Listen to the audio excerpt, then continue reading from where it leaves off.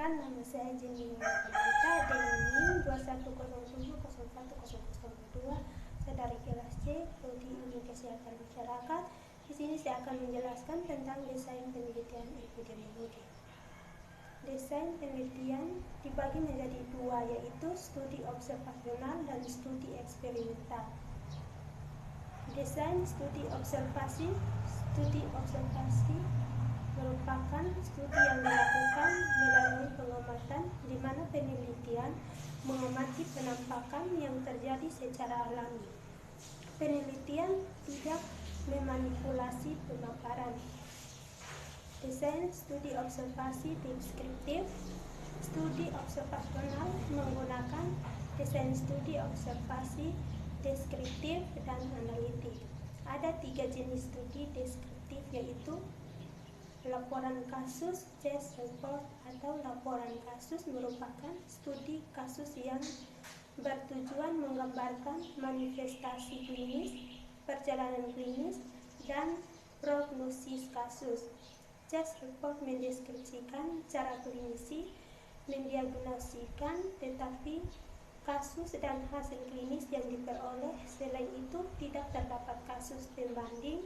Hasil klinis yang diperoleh mencerminkan variasi biologi yang lebat dari sebuah laporan kasus. Kurang andal atau reliable untuk memberikan bukti empiris tentang gambaran klinis penyakit. Seri kasus merupakan studi epidemiologi deskriptif tentang suatu kasus yang berguna untuk mendeskripsikan spektrum penyakit, manifestasi perjalanan klinis, dan prognosis kasus. Sering kasus banyak dijumpai dalam literatur kedokteran klinik, tetapi desain studi ini lemah untuk memberikan bukti kasual karena pada seri kasus tidak dilakukan perbandingan kasus dengan non-kasus. Seri kasus dapat digunakan untuk merumuskan hipotesis yang akan diuji dengan desain studi analitik. Penampakan melintang cross-seksional berguna untuk mendeskripsikan penyakit dan paparan pada populasi pada satu titik waktu tertentu. Data yang dihasilkan dari studi potong lintang adalah data prevalensi, tetapi studi potong lintang dapat juga digunakan untuk meneliti paparan penyakit, meskipun bukti yang dihasilkan tidak kuat untuk menarik kesimpulan antara paparan dan penyakit, karena dengan desain studi ini tidak dapat dipastikan bahwa paparan penyakit. Desain studi observasi analitik. Studi analitik merupakan studi yang menganalisis hubungan antara satu kesehatan dan variabel lainnya.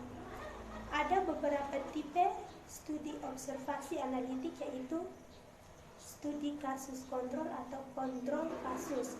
Pada desain ini, peneliti melakukan pengukuran variabel tergantung, yakni efek, sedangkan variabel bebasnya dicari secara retrospektif. Karena itu, studi kasus kontrol disebut studi longitudinal, artinya subjek tidak hanya diobservasi pada satu saat, tetapi diikuti selama periode yang ditentukan. Pada studi ini dilakukan penyakit yang dilakukan subjek atau kasus yang telah terkena efek, kemudian secara retrospektif ada atau tidak ada faktor risiko yang diduga. Studi kohort berlawanan dengan studi kasus kontrol yang dimulai dengan mengetahui efeknya. Pada penelitian kohort, yang diidentifikasi terlebih dahulu adalah kasusnya, kemudian subjek yang diikuti secara prospektif selama periode tertentu untuk menemukan ada tidaknya efek pada penelitian kohort murni. Internal yang diamati adalah subjek yang belum mengalami risiko-risiko serta belum mengalami faktor efek. Studi potong lintang atau studi cross-seksional. Dalam pengukuran penelitian cross-seksional melakukan observasi atau pengukuran variabel pada saat tertentu. Subjek yang diamati hanya diobservasi satu kali saja, dan pengukuran variabel subjek yang dilakukan pada saat pemeriksaan tersebut, jadi pada saat studi cross-seksional tidak melakukan tindak lanjut terhadap pengukuran yang dilakukan. Desain cross-seksional merupakan desain yang dapat digunakan untuk penelitian deskriptif, namun juga dapat digunakan untuk penelitian analitik, sehingga sering digunakan untuk studi klinis maupun lapangan. Desain studi eksperimental. Tujuan dari studi eksperimental adalah untuk mengukur efek dari suatu intervensi terhadap hasil tertentu yang diprediksi sebelumnya.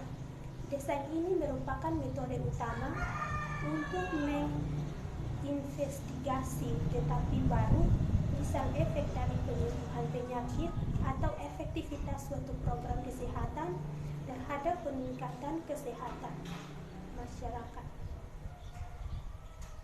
Studi eksperimental terbagi menjadi dua tipe, yaitu uji kontrol abstrak. Uji klinis dan umumnya dilakukan untuk intervensi secara individu seperti percobaan obat baru atau efektivitas vaksin. Uji klaster coba terkontrol secara acak atau klaster prevalensi dilakukan untuk intervensi secara kelompok seperti untuk melihat efektivitas promosi dan pelayanan kesehatan.